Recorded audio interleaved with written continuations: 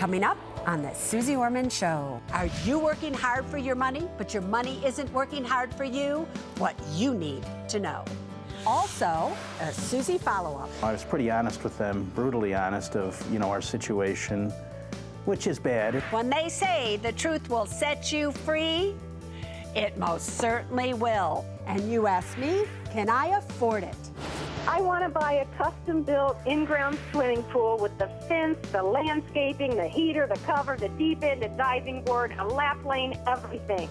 How long do you think it will take your daughter to fill up that big pool with that hose of hers? Years. She'll be in college.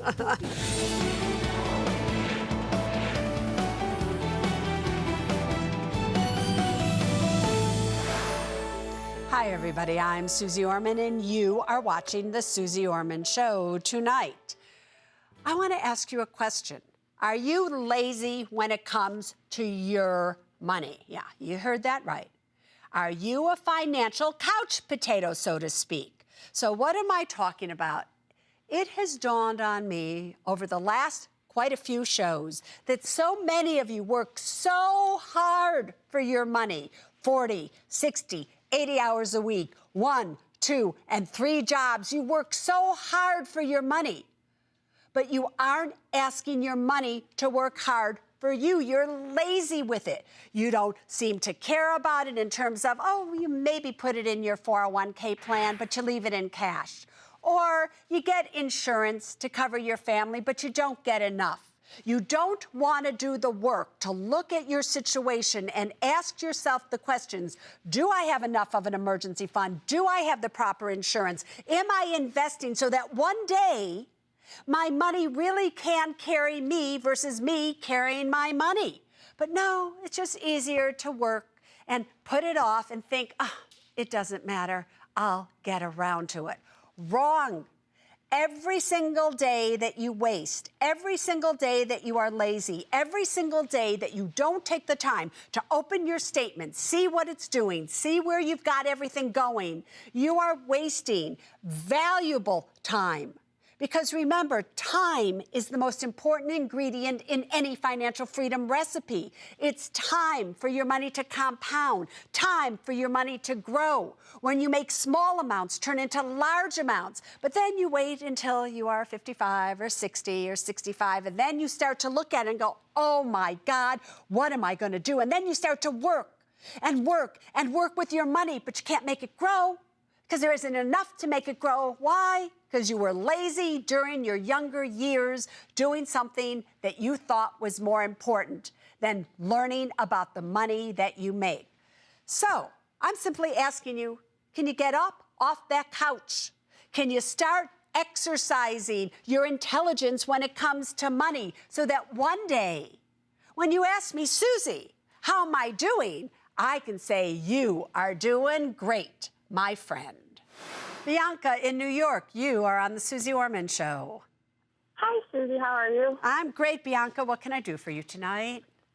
So, I had surgery on a torn ACL the day after I turned 18. The bills were in my name, and my dad promised to pay whatever insurance didn't. That didn't happen, and everything went into collection. For the past 4 years, I've pretended that this $20,000 bill hasn't existed, and I've been angry and scared the entire time. I'm in school full-time, and I'm working full-time. What are the next steps I should do to deal with this and my dad? All right, so first of all, there's nothing you can do with your dad. If he made a promise and he didn't keep it, we're just going to make the assumption he didn't keep it because he physically and financially couldn't be able to do so. If he had the money, don't you think he would have paid for it? Definitely. All right, so let's forget Papa. Papa has his own financial ills, so to speak, so he's out of the equation. You owe $20,000 for this surgery that you had. Has the hospital contacted you to try to collect it? The hospital hasn't. They actually stopped about 3 years ago.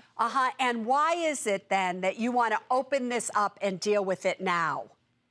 Well, I was looking at my credit scores, and I was reading through my credit reports, and I see that it's essentially destroyed any chance I have of any kind of a car loan, opening credit cards up, and essentially it was stunting me from doing anything to get out of my home right now. Yes, and do you think that if you paid off this $20,000 in a hospital bill, that it would immediately improve your FICO score? Is that what you're thinking?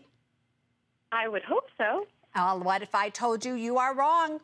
So listen to me carefully.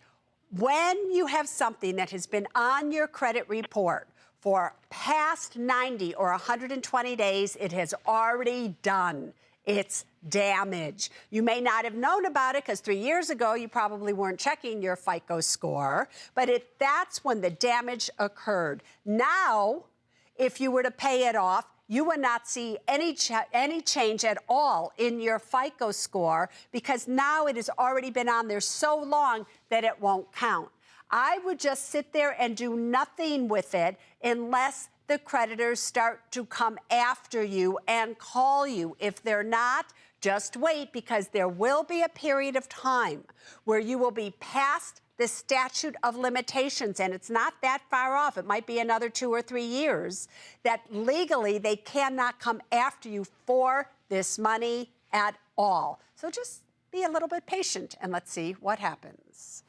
We are going to Bevan in Virginia. Ask me your question. Hi, I'm here with my boyfriend, and we are thinking of getting married in the future, and I have really good credit, and he doesn't have such good credit. So we're wondering what would be the most important thing to take care of on his credit report so that we can make some big purchases in the future together. Yeah, so it's not so much about his credit report. Let's talk about his actual credibility when it comes to how he handles his money. So does he have credit card debt? Yes. Yeah, you're saying, yeah, like how much credit card debt does he have? $700, so it's not a lot. Not a lot. Why does he have such a bad credit score? A lot of it was delinquencies. Of paying his bills. And has he changed that behavior? Like, do you, Bevan, do you notice that he pays things on time? He's responsible with money now. He uses his credit card, and when he uses it, he pays it off as much as he possibly can? Or is he still kind of a financial flake? Yeah, I've noticed that he's been better. I mean, I think a lot of the things on his credit report are about 10 years old or so. So it's not a lot of recent things. And he does have some student loans that are on there that have been transferred. And are they in deferment? I don't know. Why don't you ask him? He's right there next to you. Boyfriend, are your student loans in deferment? Are they in default? Yes. Yeah, he said yes, they are. They were deferred for a while, but he's paying them now. So, but now he's paying them and he's current now. They're not in deferment or default anymore. Is that correct? Any of them? Is that right? That's right. Yeah, listen, I would not be worrying about taking care of the information that's on the credit report and how he can get a good score.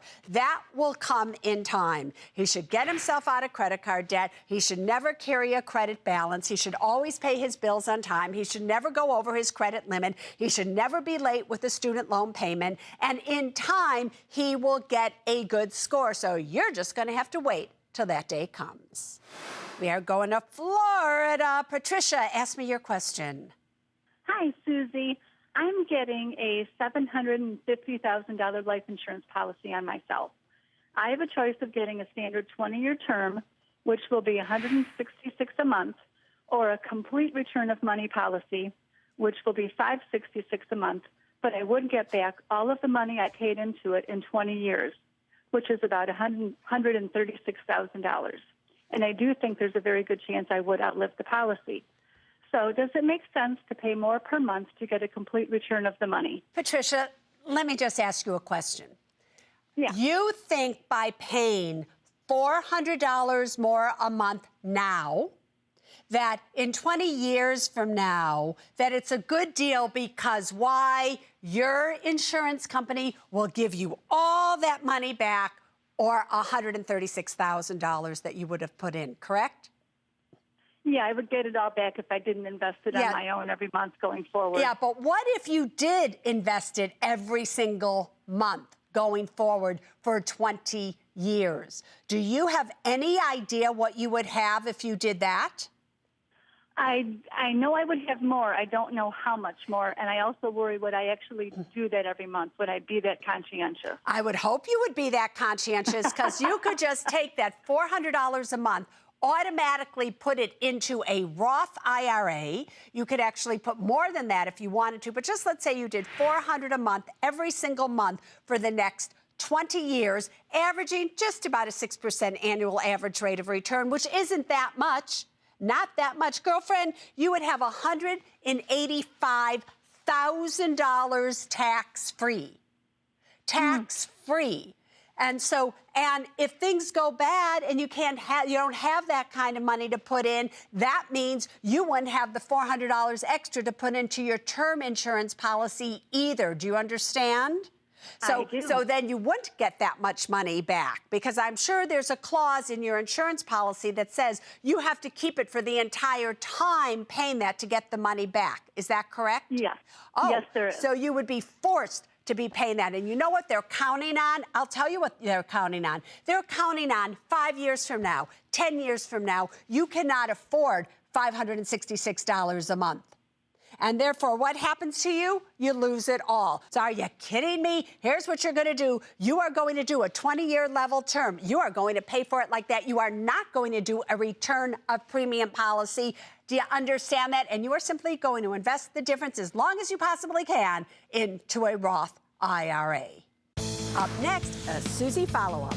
What do you think was the main thing that triggered for you that allowed you to make the changes you needed to make? It's definitely the show. I mean, once you put yourself underneath or, you know, in front of the camera, I mean, you don't want to look like a jerk and not be able to follow through what you've been told to do. And later, when wanting something, ask me, can I afford it? I would love, love, love to buy a Volvo XC90 SUV. It's very challenging as the president of a junior league to drive up in my egg car with duct tape on it. Oh.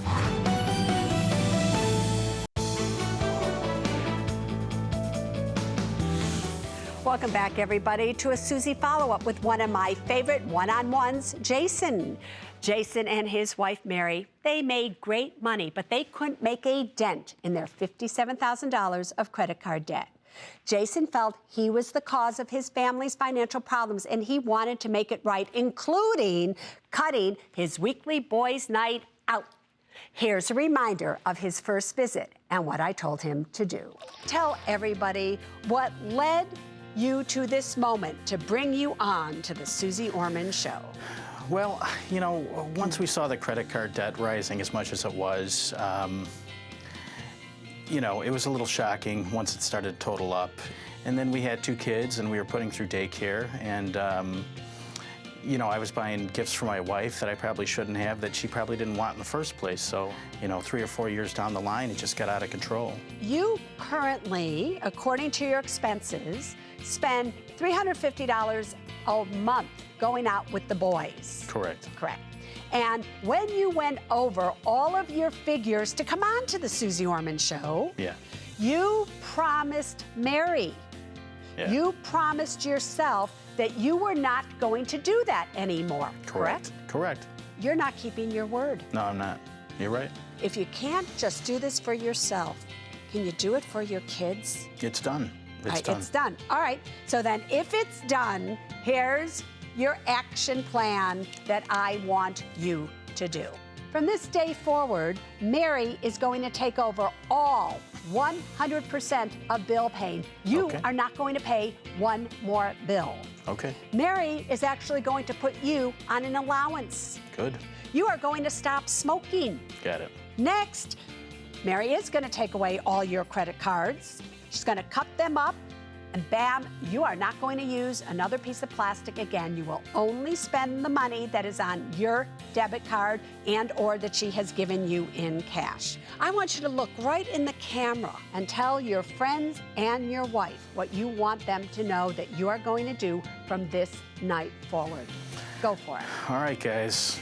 The party's over. It's been a good long run for 21 years, but we got to shut it down. Our kids are getting older. I got to be there for everybody. I want to live longer. I got to lose weight. I can't go to the golf course anymore and drink beers and play cards. It's just, I got to shut it down. Jason, look at you. What's up, Susie? How are you? You look like a different man, sir. I feel different. Thank you for noticing. I appreciate it. I was watching the show that you were on 5 months ago, and you said, you just have to lose weight. Right. You look thinner, too. Are you? Yeah, definitely. I lost 15 pounds. If it wasn't for the holidays, it would have been a lot more than that. But, hey, I'll take 15 pounds in 4 or 5 months, so... Yeah, I wish I could take 15 pounds in 4 or 5 months. So, yeah. Jason, sometimes people come on the Suze Orman Show, and I give them this entire list of things that I really want them to do, but I know that chances are they're not going to be able to do every single one of them, especially if it's a dramatic change in their lifestyle and their habits and things. So before we show everybody else what you were able to accomplish in 5 months, what do you think was the main thing that triggered for you that allowed you to make the changes you needed to make? Well, it's two things. It's definitely the show. I mean, once you put yourself underneath or, in front of the camera, I mean, you don't want to look like a jerk and not be able to follow through what you've been told to do. And, of course, my family, and my kids, my wife, extended family, friends.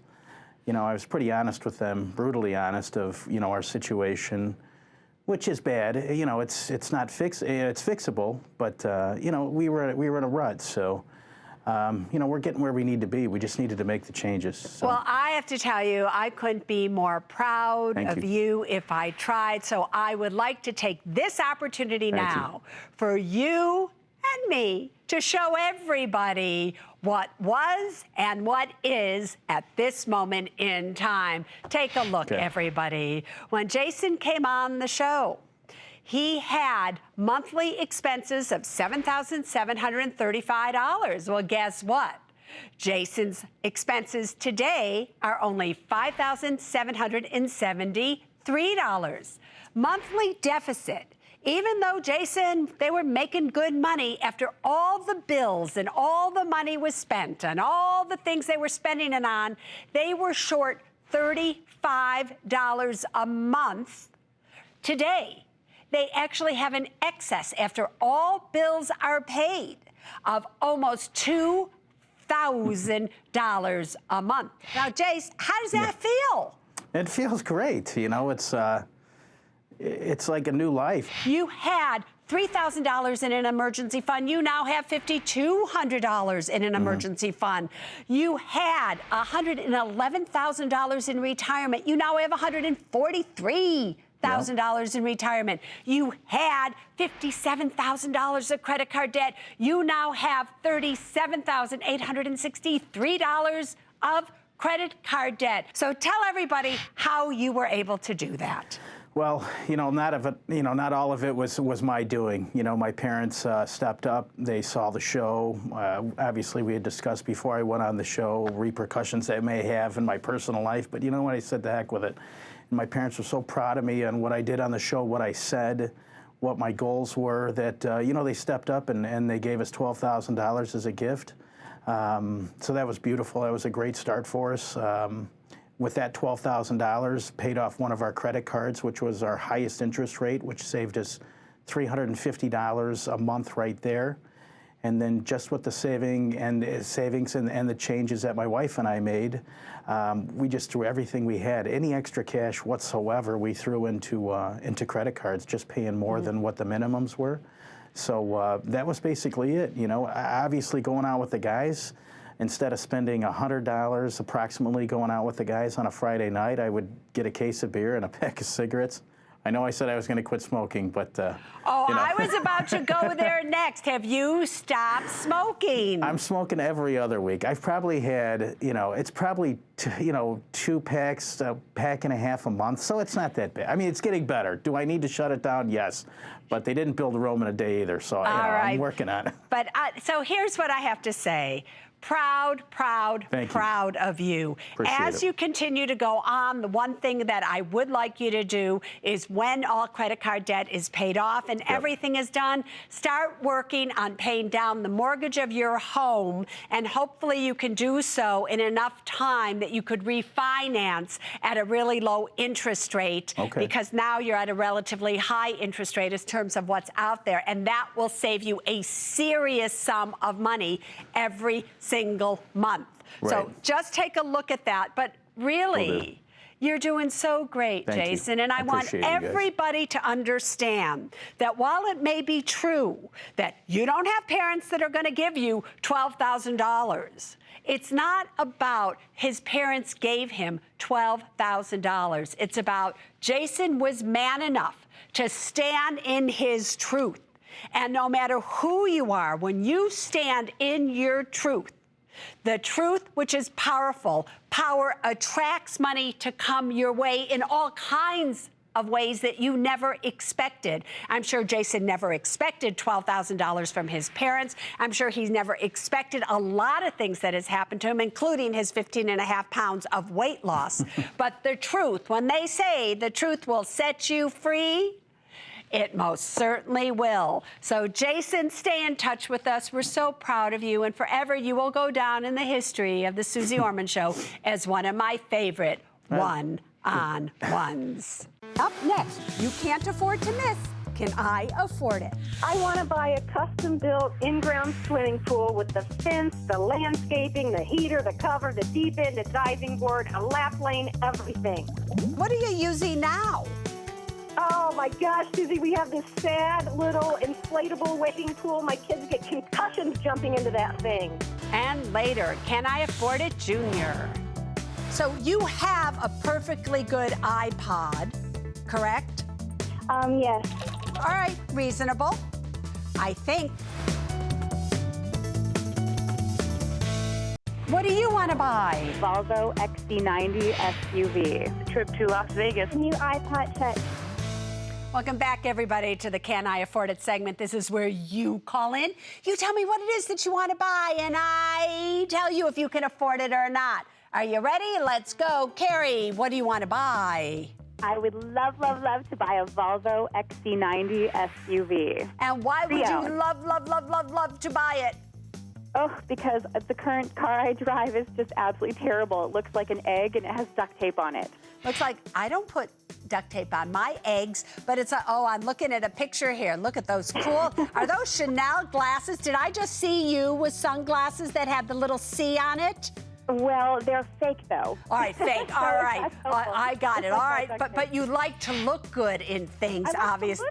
You do. Look at that car. Yeah, so you really want this, right? I really do want this. It's very challenging as the president of a junior league to drive up in my egg car with duct tape on it. Oh, so I see you're embarrassed to drive up on your car as the president of the junior league.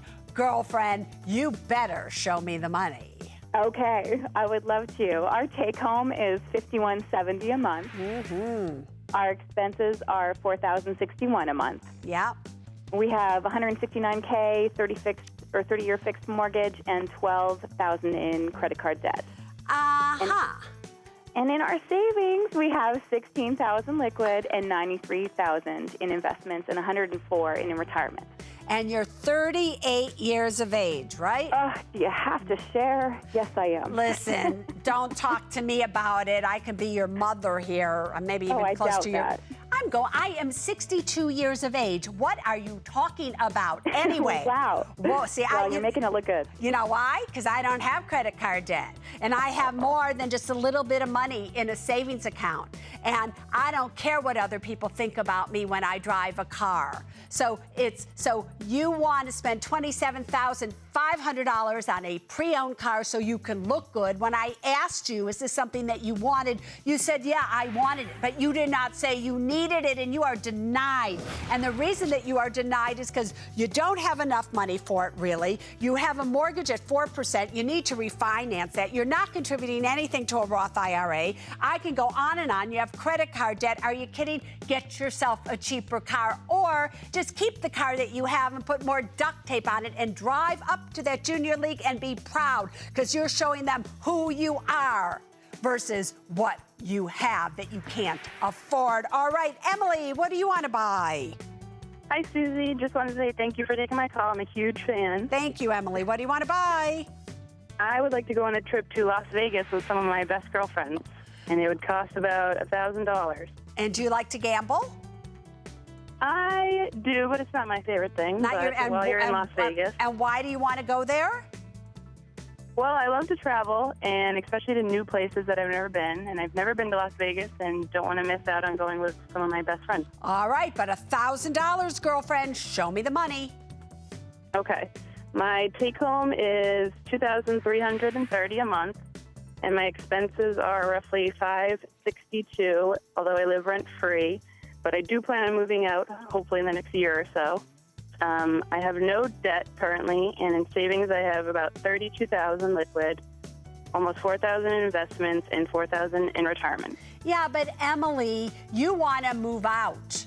And when you want to move out, it's not going to cost you a few $100s a month to live. It'll probably cost you $2,000 a month to live, or $3,000 a month, correct? Well, hopefully not that much, but... but in there. And then that brings us to, well, there goes your liquid emergency fund, and yet you want to go to Las Vegas. So let me just make this easy for you. You have been approved, girlfriend, because at the age of 23, I think you are doing just great. And if you want to go have fun with your girlfriends, as long as they have the money to pay for it as well, you can do so. All right, Maggie, what do you want to buy? Hi, Susie. Hi, Maggie. I want to buy a custom-built in-ground swimming pool with the fence, the landscaping, the heater, the cover, the deep end, the diving board, a lap lane, everything. $100,000 for a pool, Maggie?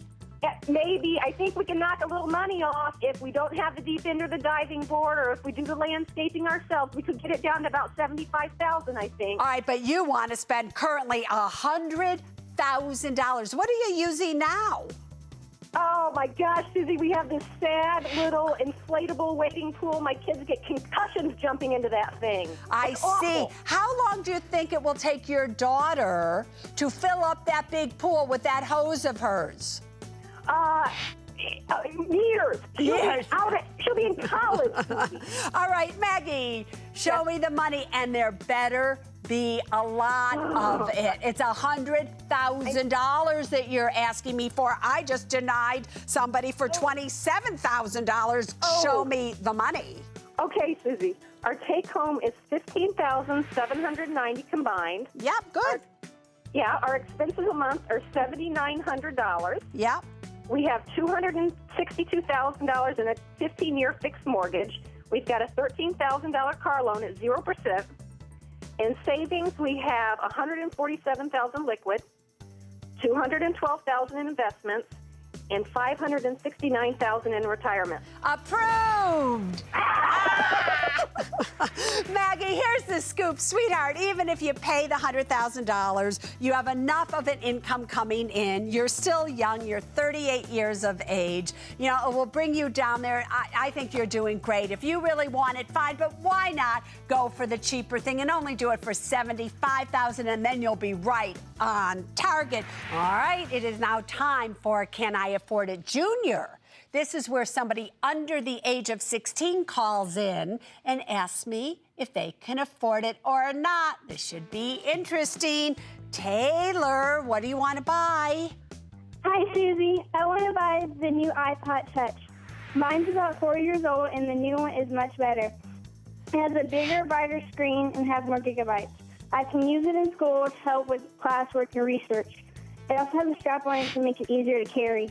And so you have a perfectly good iPod, correct? Yes. Right, but you just want a new one for $299. All right, reasonable. I think if you have the money, show it to me, girlfriend. I take home $25 a month for allowance. I have no expenses. I have no debt. And in savings, I have $814. And how are you going to pay for this? I want to use some of the money from my savings account.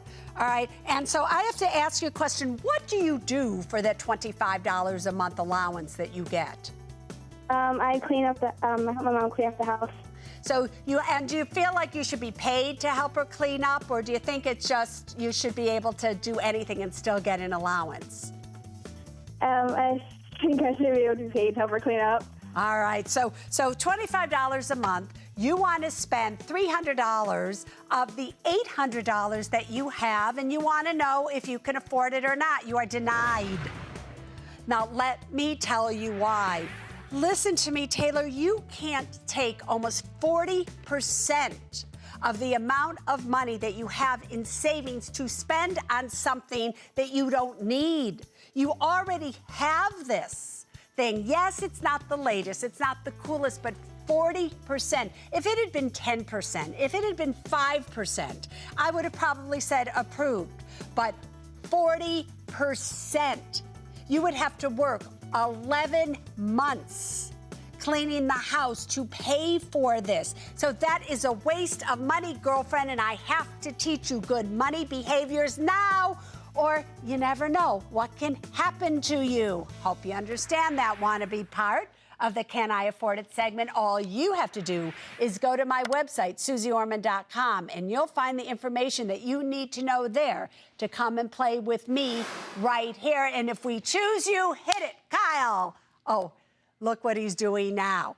Last time he did this, he hit me in the face with these T-shirts, so now he's being careful. We will send you a T-shirt. Look how cool they are. I even wear them. V-necks, sexy, denied, or approved by me. Next, I tackle trending topics in Ask Susie. I don't like payments on student loans for one reason.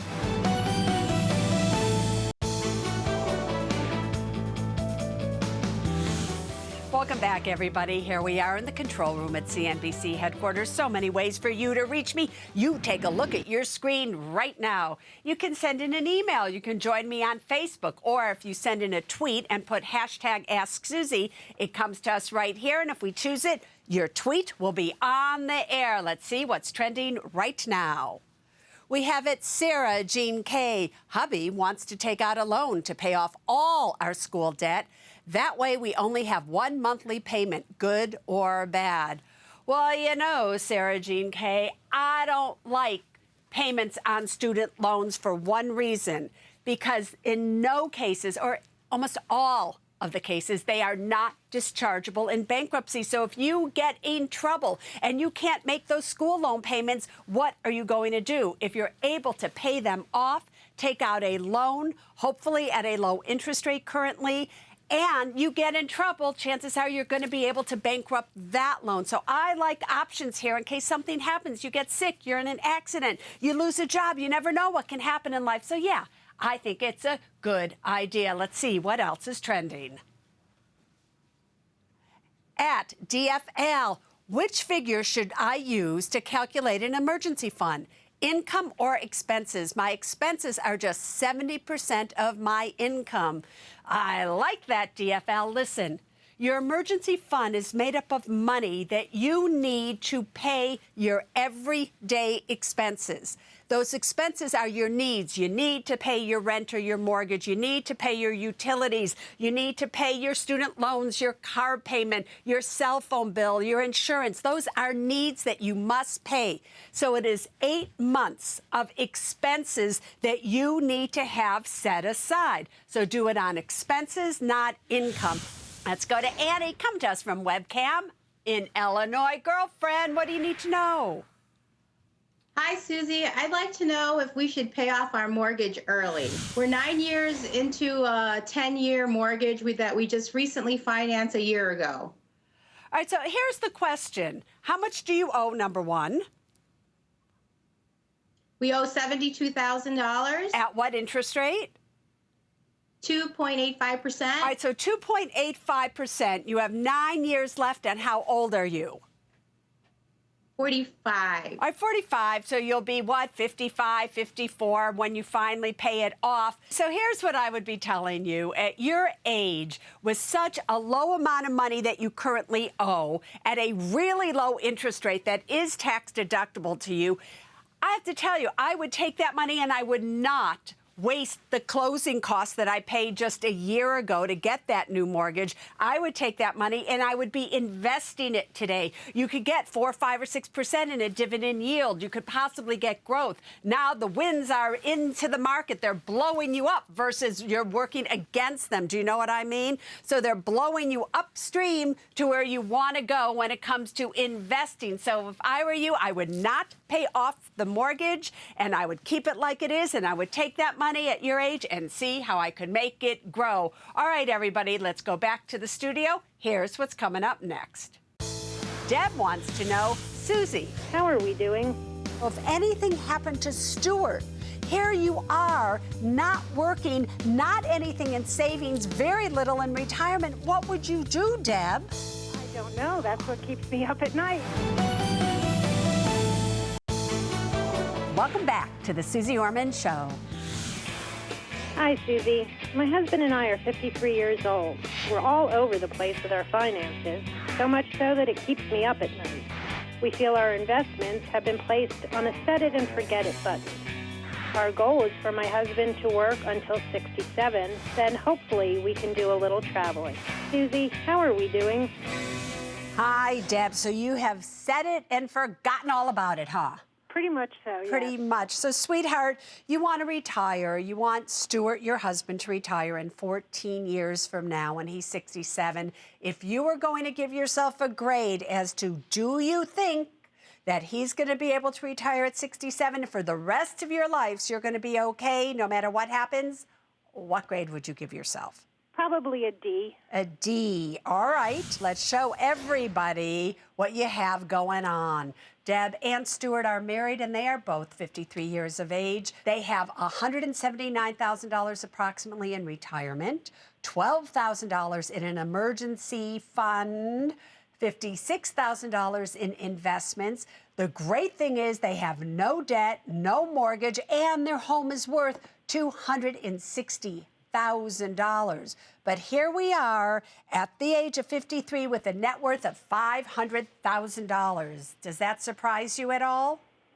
A little bit, just in terms of, I thought I had more in my emergency fund, but I think I was confusing some of our investments with an emergency fund. All right, Greg, let's show everybody your income versus your expenses. Your monthly take-home income is $5,041 a month. You do have excess besides what you are currently saving of about $154 a month. So here's the scoop. If I were going to give you a grade saying, can you retire in 14 years from now, I have to tell you my grade would be an F. Oh boy, I know, here we go. And this is the reason why. Let's not look forward for a second. Let's just look at exactly what you have going on right now. You only have $12,000 in an emergency fund. You need at least $32,000. You're only currently putting away $170 a month right now into Stuart's 401k plan. In 14 years from now, I have your goal being $4,500 a month. At the age of 67, with all sources of income, you will have $4,860 per month of after-tax income. That's only $300 or $400 more a month of what I set your goal to be.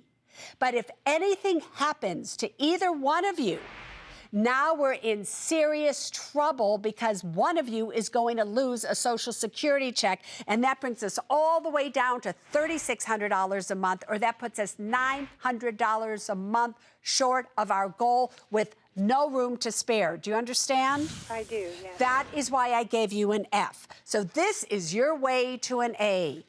To a great life, an A. Ready? Stuart is to work till he is 70. You currently have a will and a trust, but it's not funded. You need to fund your trust. You need to get long-term care insurance. It's a really important thing, or you can eat all this money away. Stuart needs to get really a $1 million level term policy on himself. Do you realize that if something happened to Stuart, he is the only one bringing in money? He has a $1.2 million life insurance policy, but it goes to somebody in his family, not to you. So, and that's for the business that they have. So if anything happened to Stuart, here you are, not working, not anything in savings, very little in retirement. What would you do, Deb? I don't know. That's what keeps me up at night. Well, that's why I'm going to give you this plan so you can finally start to sleep at night. You're spending $1,000, about $1,100 a month, actually, for education that in a year and a half your child won't need it anymore. Well, you're going to take about $550 a month each, right around there, and you're going to fully max out your Roth IRAs and let that money grow. I also need Stuart to max out his 401k. And he will take Social Security at 70, and you will take half of his Social Security at 70. If he dies first, you will then claim his Social Security, and then no matter what happens, you'll be okay. But to do all of these things that I asked you to do, Deb, not only does Stuart have to work until he is 70, you have to go out and get a job now and bring in money, girlfriend. Coming up next, one more thing I want you to know. Sometimes when I deny a junior that calls in on the Can I Afford It Junior segment, you get upset. Welcome back to the Suze Orman Show. Well, that brings us almost to the end of another Suze Orman Show. But before we go, there's still one more thing I want you to know. Now, we have a Can I Afford It segment. You watch it all the time. It's one of the most popular segments on the Suze Orman Show. And over the past few years, we've also been doing a Can I Afford It Junior segment. You possibly just saw where Taylor was 14 years of age. She just called in, and she wanted to buy an iPod Touch for $299, even though she didn't really need it because she had an old one, and I denied her. And sometimes when I deny a junior that calls in on the Can I Afford It Junior segment, you get upset. You're like, Susie, you can't deny the kids. They're calling in. Can't you just say, okay? Why do you have to deny them? Because they can't afford it. Now, you might not have the ability to deny them, and you may think that is helping them. Sure, let them spend 40% of their savings. Sure, let them buy something that's a want, not a need. Teach them things that will hurt them in the long run just simply because they're cute and they should have this little puppy, or why shouldn't they have the latest and greatest? I want everybody to have everything that they possibly need. But when you have the money that you need to live and maybe you have extra money, that's when you start to buy things that you want.